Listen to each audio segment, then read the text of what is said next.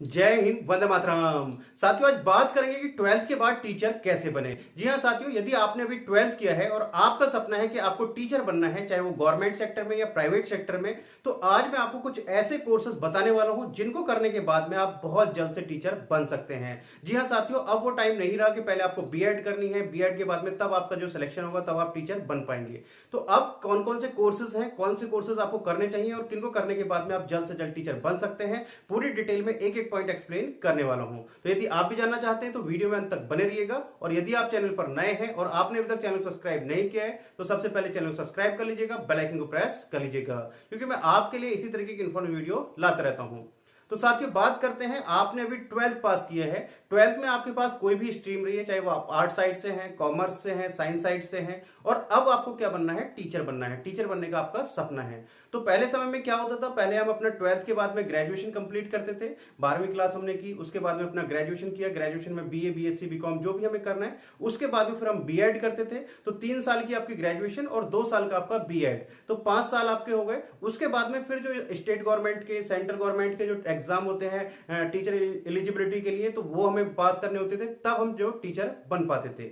लेकिन अब ऐसा नहीं है, आपको अब ऐसा नहीं करना है। अब आपको क्या करना है वो हम आपको बताते हैं। तो सबसे पहला ऑप्शन, 2 ऑप्शन है। सबसे पहला ऑप्शन आपके पास ये है कि ट्वेल्थ के बाद में आप डीएड कर सकते हैं, यानी कि डिप्लोमा इन एजुकेशन। डायरेक्ट आप ट्वेल्थ के बाद डिप्लोमा इन एजुकेशन कर सकते हैं, जो कि आपका 2 साल का कोर्स होगा। और वो आपका क्या होगा, ट्वेल्थ के बाद में डिप्लोमा होगा। उसके बाद में आप जो प्राइमरी लेवल की वैकेंसी आती है उनमें आप फॉर्म फिल कर सकते हैं, सिर्फ और सिर्फ प्राइमरी लेवल तक। उसके बाद में यदि आपको टीचर आगे तक बनना है तो उसके लिए आपको क्या करना चाहिए, उसके लिए आपको करना चाहिए, आप अपना क्या करें, इंटीग्रेटेड बीएड करें। इंटीग्रेटेड बीएड बोले तो इंटीग्रेटेड बीएड का मतलब है, जैसे आप साइंस साइड से हैं तो बीएससी प्लस बीएड, अगर आपके पास कॉमर्स है तो बीकॉम प्लस बीएड, अगर आप आर्ट साइड से हैं तो आप बीए प्लस बीएड कर सकते हैं। इसमें होगा क्या, आपका बेनिफिट, आपके इसमें कई सारे बेनिफिट होने वाले हैं। सबसे पहला बेनिफिट है आपका कि आपका इसमें समय बचेगा। वो कैसे, जब आप बीए प्लस बीएड करते हैं, बीकॉम प्लस बीएड करते हैं, बीएससी प्लस बीएड करते हैं, तो वो आपका होगा 4 साल का।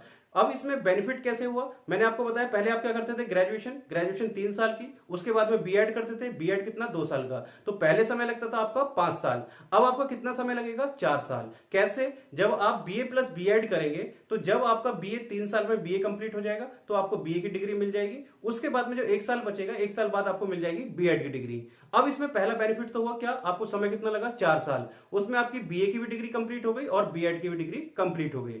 दूसरा बेनिफिट आपका यह होगा कि इसमें जब हम इंटीग्रेटेड कोर्स करते हैं, जैसे हम BA plus BEd, BCom plus BEd, BSc plus BEd, तो उसमें बेनिफिट यह होता है आपका कि आपको पहले साल से ही, फर्स्ट ईयर से ही बीएड के सब्जेक्ट पढ़ाए जाते हैं, यानी कि टीचिंग पढ़ाई जाती है, आपको कैसे पढ़ाना है, टीचिंग की जितने भी आपकी स्किल्स हैं वो सब सारी चीजें आपको सिखाई जाती हैं। तो उसका आपको बेनिफिट मिलता है, यानी कि आप एक तरीके से 4 साल बीएड की पढ़ाई भी करते हैं, तो आपका जो बीएड है वो भी आपका स्ट्रांग हो जाता है।